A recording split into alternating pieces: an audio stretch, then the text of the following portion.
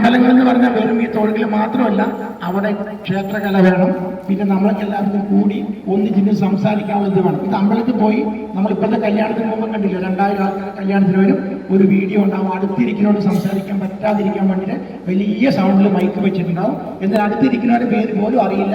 ഇങ്ങനെ സ്റ്റേജിലേക്ക് നോക്കും. അത് കഴിഞ്ഞാൽ താലി കെട്ടി കഴിയുമ്പോഴേക്കും ഓടി ചാടി ഭക്ഷണത്തിൻ്റെ അവിടേക്ക് പോകും. എന്നിട്ട് ആ വഴിയിൽ വീടും കൂടി ചെയ്യും. അങ്ങനെയാണ് ഇപ്പോൾ നമ്മുടെ സംസ്കാരമായിരിക്കുന്നത്. അല്ലാണ്ട് നമ്മൾ പണ്ടൊക്കെ അമ്പലത്തിൽ പോയി കഴിഞ്ഞാൽ പോയി വരുമ്പോൾ നമ്മൾ അടുത്ത വീട്ടിലെ സ്ത്രീയെ കണ്ടു, അവർ സംസാരിച്ചു, മറ്റൊരു ചോദിച്ചു. അതായത് സോഷ്യൽ ലൈഫ് ഉണ്ടെങ്കിൽ മാത്രമേ മനുഷ്യൻ ജീവിക്കാൻ പറ്റുള്ളൂ.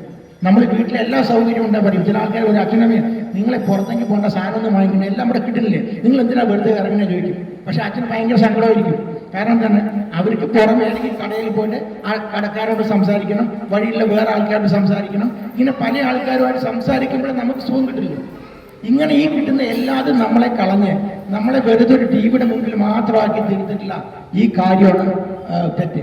അതുകൊണ്ടാണ് സയന്റിഫിക് എന്ന് പറയുമ്പോൾ അത് സയന്റിഫിക് ആയിട്ട് ചെയ്യാം.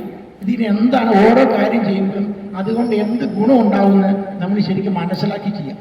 അതുകൊണ്ടാണ് സയന്റിഫിക് ടെമ്പിൾ ട്രസ്റ്റിന് ചെയ്യാൻ പോകുന്നത്. അപ്പോൾ അവർ പൂജ ചെയ്യുമ്പോഴും ഈ പൂജ കൊണ്ട് ഗുണമുണ്ടോ എന്ന് സയന്റിഫിക് ആയിട്ട് അവർ പ്രൂവ് ചെയ്യാൻ പോകും.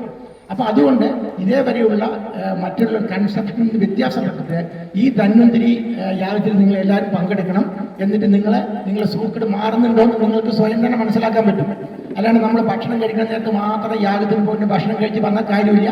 അവിടെ രാവിലെ തൊട്ട് വൈകുന്നേരം വരെ ഇരിക്കണം. അങ്ങനത്തെവർക്ക് മാത്രമേ അവിടെ ഭക്ഷണം കൊടുക്കുന്നുള്ളൂ. അങ്ങനെ നിങ്ങൾ ചെയ്താൽ നിങ്ങൾക്ക് രോഗങ്ങൾ മാറും. നിങ്ങൾക്ക് ഇതിനെപ്പറ്റി മനസ്സിലാവും. അവിടെ നമ്മുടെ ഹിന്ദുക്കൾ ആരാണ് ഹിന്ദു, എന്താണ് ഹിന്ദു എന്നെങ്കിലും പഠിപ്പിച്ചു തരും. അതുകൊണ്ട് നിങ്ങൾ എല്ലാവരും ഇതിലേക്ക് വരണമെന്ന് പ്രത്യേകം പറഞ്ഞുകൊണ്ട് നിർത്തുന്നു. നന്ദി, നമസ്കാരം.